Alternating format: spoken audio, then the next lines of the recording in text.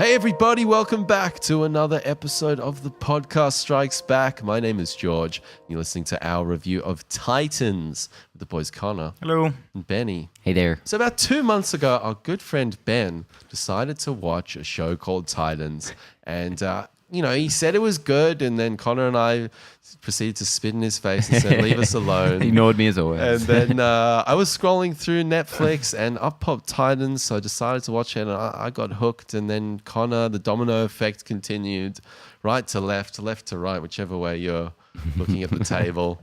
Now we're here. We've all seen it, and it's time to give our opinion on Titans because I've been doing a lot of searching for spoiler reviews, and there's not a lot of people talking about it. And if they are talking about it and they're angry about it, they're normally DC fans. So I think we're going to have a bit of a different perspective coming to this TV series. Anyway, let's get into what everyone was expecting going into this because we did watch a few trailers before it came out. Yeah, this was a pretty big story when it was first announced because the trailer featured the now infamous "fuck Batman" line. And I remember we talked about at the time, we were as hard on this as everyone else was on the internet. I thought it looked terrible. I thought it looked cheap and just tonally fucking dumb. And the "fuck Batman" was just the icing on the cake. I don't think I hated "fuck Batman." Not that specifically, but it was just, the cherry on top. It's like, okay, sure. What What is this show trying to do? Like, it just seemed to be coming at the complete wrong time so soon after, Justice League, which is so wrong-headed in every way. So that was definitely my thinking on it at the time. And then I just started seeing some trickling of people saying pretty much what I came to later think, which is, why is nobody watching this? This is really cool. So I had to check it out for myself. And you guys obviously were very colored by other people's opinions. Well, yeah, the "fuck included. Batman" narrative was really part of the conversation and really top of everyone's mind. It's really the only part of the conversation almost. The trailer just seemed to be very underwhelming, and it seemed to not really convey the main threads that are really interesting in this show. I think it did a very bad job at trying to really draw you into why this show is different from like the CW shows. And it just seemed to be by the numbers kind of DC TV. Look at how hardcore we are. I very much came into the same way. Like I'm not too up to date on any of the kind of series that accompany DC. Like I said, I stuck through a bit of the CW stuff, Arrow. Very kind of iffy. This to me felt like a bit of a pendulum swing. They're like, hey, guess what? We're not CW. Like, look how gritty we can be. And that's never really appealed to me. I feel like it can often be used as just a cheap trick, and DC is in particular guilty of playing that trick very often. Substituting grittiness for actual competent filmmaking. The whole Starfire thing felt a bit weird to me. The "fuck Batman," I mean, wasn't egregious, but it wasn't like it was. Again, it just felt like, hey, guess what? We're different. We're edgy. We're gritty. So, yeah, I didn't really have any expectations coming to this. Having heard Ben talk about it made me somewhat interested, but again, it's really hard to tell. Mine and Ben's likes and dislikes don't always come together. And I was coming just off the tail of having trusted you about Teen Titans to go to the movies. So, it wasn't until that you got on, George, and you were like, yeah, this is like really fucking good. I was like, I should probably give this a look. And yes, you were right, Ben. So, thank you. I'm leaving now. That's all I wanted. So should we talk about what our favorite components of this in the non-spoiler component of the review? I think if I can go first, one of the things that really drew me into this was the Dick Grayson character. Totally. So that's where I would have started as well. That's what hooked me in. I mean, we've seen Robin so many times, and he's really been a dud character. And it's sort of like, how can you do Robin in 2019 or 2018? In the live action he's nigh on context. Impossible. And this really... this show shows you that you can do any character with an awesome tone of voice and an awesome creative outlook on something. you can create something absolutely captivating and intriguing and with a lot of depth.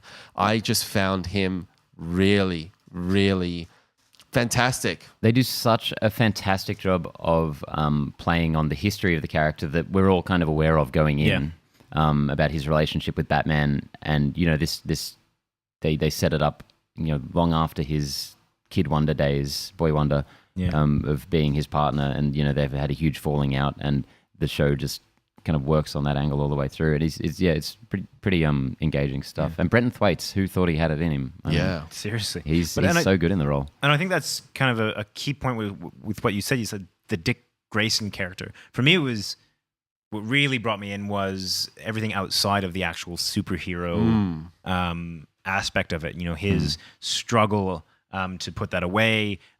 Just his acting in general, I thought that was really more than I expected. So this was really kind of, particularly that first episode where you're trying to figure stuff out, and that I was very impressed. And after that initial Dick hook, you mentioned this in one of your what have you been watching reviews about this show, is following on from, you know, all that rich kind of backstory that you have with Dick Grayson, the rest of the world itself just feels so lived in, and, Totally. and you know, there's a universe that exists out there. There's a DC universe that is present in a way that is just so not in the movies. It feels so cool. Like they did such a great job. I think you nailed it before as well, Benny, when you said, you know, all these stories, like you're aware of all these characters, but it's like little tangents upon things that you've maybe never seen before. And it feels like everyone's out there, like Superman, they're all out there and they're all doing their thing. And it could be so easy to make fun of the fact that, we're completely on the outskirts of the actual superheroics. But I feel like they play it so well where, there's a Justice League out there and, Batman's around. You don't see him, though. He's not actually cast in it. You just see, like, the back of his head or something. Yeah. But I think it works so well. Make it work. Following these characters, being about the sidekicks, you know, these side characters, it works being on the sidelines like that. Yeah, I love that component to this. And I love also some of the characters they throw in here. Hawk and Dove. You know, these are characters I didn't even know existed. I knew Hawk Girl existed, but I didn't know Hawk existed. And to see these characters, and they get so much amazing story in here that I'm like, wow, I'm really into this. And you've sold me. Yeah. They did a really good job of giving backstory to these characters and entertaining and engaging backstories. I mean, origin stories can always be a bit contrived or a bit kind of like, we've seen this thing a million times. I felt like they ventured into that territory and really were able to pull it out of the bag for this one. It didn't feel contrived. It didn't feel kind of, you know, trodden territory. And I love how unabashedly just like okay they are with the ridiculousness of it all. Like they're okay to have these like street level vigilante characters, the very kind of realistic ones, but they're also okay to say, you know, Superman is flying around up there. Yeah. Like they're just throwing everything at the wall. Yeah. And unlike so many live action comic book properties, they're just not ashamed of one element of it at all. Yeah. Like you said, just having Hawk and Dove there. Yeah. Such ridiculous characters, especially in this live action version. But it gets dark and it gets human. Yeah. And they have human problems and relationships that everyone has heard about before or has seen before or Relate has to, experienced. Like that's the difference in this show. Yeah. And that's what like characters like Hawk and Dove, like some of the later episodes, it's like, oh man, I don't want to give anything away, but there's stuff in here. It's like, wow, okay, they're going for it. How did you feel that they tackled? I mean, a big part of the show to lead up and obviously watching it was the grittiness, the violence, the kind of unabashed foray into somewhat squeamish territory. How did you feel they handled that? Do you think it was gratuitous? Did you think that it was kind of well measured? I'm always in for violence, so I was very happy, and I thought that it was explosive enough to be impactful. Yeah. That they didn't. It wasn't like every episode needed to be gruesome, and maybe every episode did, but it didn't seem to feel like that. It seemed to, when it came through, came through in spurts.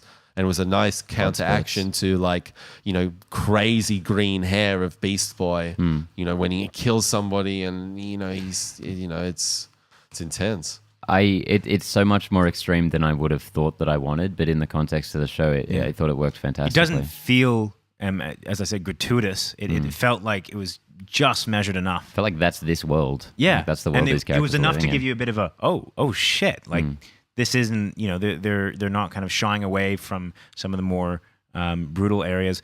I loved the idea that he I don't know whether this was just me reading into it, but it was kind of a commentary on Batman's whole strategy of, if I leave them alive, technically alive, then I'm still a good guy. And this idea that, like, no, you're really fucking people up. Like, you just, barely leaving someone conscious or, smashing their head into a brick wall. Just because you don't shoot them with a bullet doesn't mean you're not a dick. And the show really does delve into the kind of ethics of vigilantism in a way that people were worried about that first trailer, like, well, Robin's just killing people and it's fine. But no, that's kind of the main hook of the character, is like he's really fucked up by Batman and he hates what he's become. Yep. And he's struggling with that. How about we delve into the just production design of the show? Because I don't know what happened with that first trailer, because I thought it looked so bad. And I think this show is like one of the most fucking cinematic and best looking shows on TV. So I won't go that far, because there's a couple of scenes that had particularly bad CGI. It's definitely TV CGI in here, but it's used pretty sparingly, I think. It is, but when it is used, I was kind of like, ooh, that's kind of in a movie that seems otherwise pretty good in terms of design and execution. Those little moments really stuck out like a sore thumb to me. Like, it was a bit annoying, but. Apart from that, I thought that the overall design of this film was really excellent. The costuming, I think they're brilliant. Some of the best we've seen. Yeah, seriously. I mean, Robin's costume, which, it It's a can tough be one. so difficult to get right. Yeah. I really enjoyed, and I think a main point of worry for a lot of people coming in was Starfire. Is it Starfire? Yeah. Yes. Starfire's She costume rocks coming it. in. Yeah, and I love how they kind of love her. introduce Yeah. it, and you're like, okay, yep, I'm like. That And a makes sense. Diop. I was on board Seriously. from her introduction straight away. Yeah. I'm like, fuck, yes. They've given her such a cool, different, otherworldly look that works so well with this character. I couldn't actually see it done any other way. And unfortunately, she's going to be the main point of contention for a lot of DC fans, so-called, who just won't even give the show a chance, even though I think anyone would really like it, I feel. Yeah, so she's in the upcoming Us by Jordan Peele. So I'm very interested to see her in that. Yeah, well, maybe that's something that we want to talk about. I don't know how much into spoilers this gets into. There's a lot of kind of liberties taken with how these characters, their origin stories, and in particular who they are or how they act, or things like that, that some of your hardcore DC fans may find contrivance with. Well, with Ben? Starfire in particular, Contrivance. too early. Favorite word. Too early. I need to get a Contrivance counter on the podcast. Like, ding. Too early to say with Starfire, Sorry. I think. And It's like the new world building. Yeah. we can talk about it specifically later, but I don't know if we know enough about Starfire yet to really say. Yeah. What about the other main characters in the Titans? Rachel, aka Raven. How did you guys like her? I really like her, and her storyline led to some really genuine jumps for me. I thought there were some good jump scares in this show that Totally. fucking really got me, surprised me. And yeah, she is in many ways the main driving force behind the overall plot of the show. Yep. And I really like that it's not just like an episode to episode CW style. Like there's an overarching thing Most going on with it. definitely. Yeah. And it gets to the point a lot quicker than the Netflix Marvel ones Yep. do. Yeah, I really liked her. I liked the design they also gave her for the, her powers. Let's call them that. I really enjoyed her character. The arc is definitely a driving force, and I look forward to what happens in the future. And it is going into some areas from the comics that are like just so out there. Yeah. And they're fully committing to it. Yeah. Which I love. Like there's a character who shows up that they just show, not in like a hologram or something, but I'm like, fuck, they're just doing it. I'm so happy about that. Right, Yeah. you, Connor, In regards to what? in terms of Raven. Oh yeah, Raven. Yeah, look, I think that I liked the costuming that she slid into. Whoa. I meant slid it like as in like it just kind of the costuming She for her slid into. is why you gotta make it why you gotta make Sorry. it creepy? It wasn't you creepy. you had to set yourself up for failure. Yeah, it's just kind of normal clothes, but it harkens back to the original design, which I thought was a really good way of doing it. Yeah, the gothy look was cool. Yeah, the overall character, I thought, like the actor alone, I thought she did a really good job. Australian as well, which is So yeah, she Tegan fucking something kills it. She's 14 years old. She absolutely she really? slays it. Yeah, That is Wow. Tegan Croft is her name. That is actually really impressive that she's only 14. her age is going to lead into a criticism a bit later on, but yeah. I imagine, yeah. But this is really, I mean, if she hadn't been able to pull that character off, I think most of this series just wouldn't have worked. I Totally. mean, it's if she was annoying, then this whole show would fall apart. you'd be doomed. But yeah, no, I think she really nailed it. The overall character, I like that they're not afraid to go all sorts of different directions with it. I'm interested to get into spoilers. There's a couple of things that I want to talk about that character and some of the other ones as well. I mean, we haven't really talked about Beast Boy at all. Yeah, probably the I don't know, in a lot of ways, the most incongruous one of the group. He gets a few nice little moments to shine, which I like, but he's definitely coming in fourth place in terms of arcs and whatnot. But an enjoyable character. He's got a really interesting look. I like how they've done his hair, going back to the wigs. Always like a good wig with the black and the green hair dye. They just seem to make it work. I will say the CG doesn't always work. We'll forgive it. They don't try and overdo it. Listen, they try and keep it as minimal as they can. Yeah, I think that they did a decent job with his CGI in particular. There are other CGI moments that I thought were more egregious than his transformation stuff. But I think that he was a bit underutilized in this because as far as acting ability, Ryan Potter I thought did a really good job. Same. And I think that there is room in the coming series for him to really shine and really kind of dive into the character a little bit more. Cool. Any non-spoiler negatives you guys want to get into, or do you want to just give a wrap up? I'll get into specifics on spoilers about this, but there were moments of this that I felt were so strong that the moments that it weren't strong really stuck out to me. And I mentioned that with the CGI and the overall look of the series, but that also comes into play with plot. There are sections of this series that I felt were super contrived. And I just... Bing! Yeah, another one. But I mean, there's no other real word for it. They're so convenient and just bizarrely placed that I felt like I was kind of being, pushed down the story.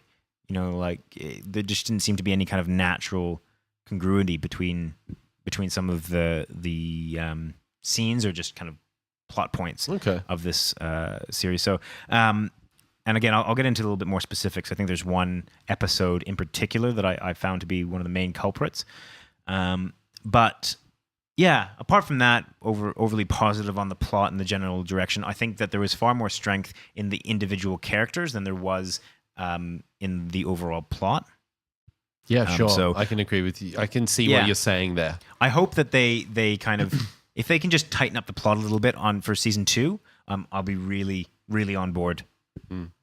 I can't really come up with any negatives here. I just think this is really fantastic and it hits my sensibilities great. There were little bits and pieces that I feel like I could nitpick, but I swear to God, every time one of them came along, the show would just drop something that would blow me away in some way. I'd be like, I fucking love this. And that would just override everything else. Yeah.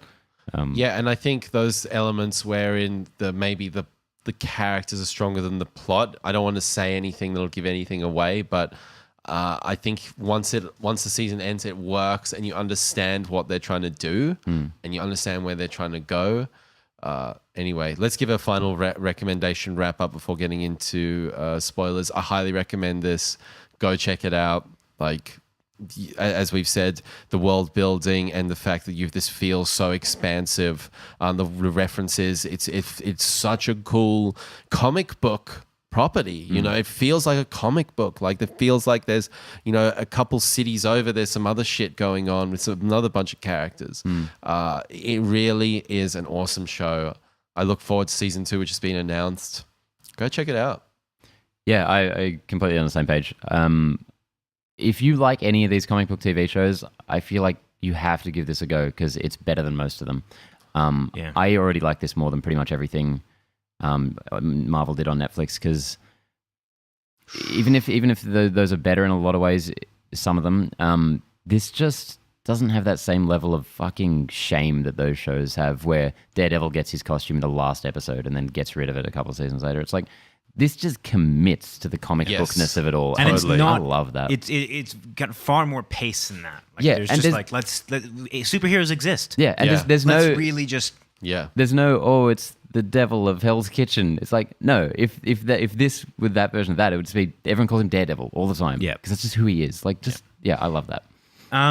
For me, I'd be very interested to see this. If I could go back in time and adjust my expectations, I'd be interested to see this as not going into it thinking that it was going to be bad, or having so much skepticism about this film series. And that's probably my one caution to people. I mean, like, we all went into it in varying degrees of caution and like, I guess, not really kind of committing to the fact, oh, this is going to be awesome, and that. Just going with set expectations. Like, I just, yeah. I'd probably put a lot of the Marvel stuff above this in terms of the enjoyment that I got out of it, but super, super surprised and really, really enjoyed where this series went. So overall, a big positive for me. Nice. Well, there we have it, guys.